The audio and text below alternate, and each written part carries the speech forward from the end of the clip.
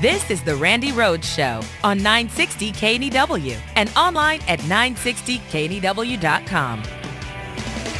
GOP Films presents the most horrifying alien invasion movie since John McCain starred in Fix the Dang Fence. You better get ready for Alien Release, the Sequester Ultimatum, because it's already happening. In a world gone mad, a Marxist, statist, Maoist dictator has seized control of America using a mind control device called the Sequester. He and his minions announce the unthinkable. The aliens he's kept hidden are being released to feed upon us. The agency released these low-risk, non-criminal detainees under a less expensive form of monitoring. Suddenly, hundreds of ravenous aliens are let loose, using translators to threaten the terrified masses with their strange alien tongue. Hey, tengo miedo. Of course I have fear, but I want to comply with all of the laws. I want to live here well. Starring Gretchen Carlson as the courageous bimbo who stood in their way. What happens if one of these released illegals does something illegal? Featuring Donald Trump as the dogged researcher who's out to prove the president isn't just helping the aliens. He doesn't have a birth certificate. He's one of them. Don't miss Alien Release, the Sequester Ultimatum. You won't believe what you're seeing. Unless, of course, you're a Fox News viewer, in which case you'll eat this stuff up. Stop it. Seriously. Caleb sounded like a confused, nice guy.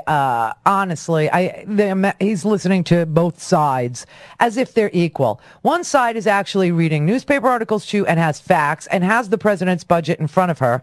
And the other side is sitting there saying that Bob Woodward is being threatened by the White House, that the president is the same as Saddam Hussein, and he's releasing violent criminals onto the street like Fidel Castro did in the Mariel boat lift. One side is telling you that John Boehner wanted to close loopholes and that was the way to go. The president said, I like that idea. Let's put that on the floor. Let's vote on that. That's what I'm for, too. And then it fails on the floor, and they say they hate that idea. I mean, are they... One side says the White House threatened me, and then one girl reads to you the actual email in which Bob Woodward was apologized to, which is quite the opposite. It's a 180 from what you're being told by your friend who lies to you every day. Why are you listening to both sides? There aren't two sides to the facts. You could come up with different conclusions based on the facts. You could debate the fact, but there is no release of criminal illegals that has happened or will happen. There is, and why won't they tell you that the sequester is so damning and so dangerous and it's austerity, which works so well in Europe? Yeah. Why won't they tell you that the 2% that they love to spew has to come from only 1/3 of the budget? That it's not being equally spread across. It's coming from only 2/3 of our budget are off limits to cuts. Okay?